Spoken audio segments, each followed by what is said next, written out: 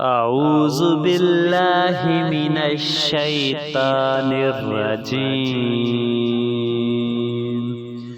بسم الله الرحمن الرحيم.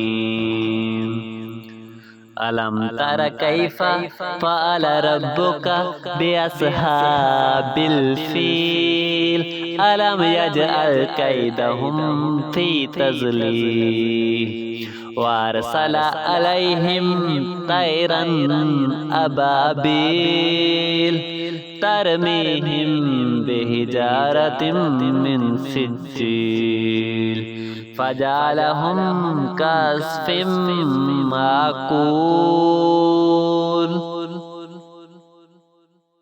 أعوذ بالله من الشيطان الرجيم. بسم الله الرحمن الرحيم.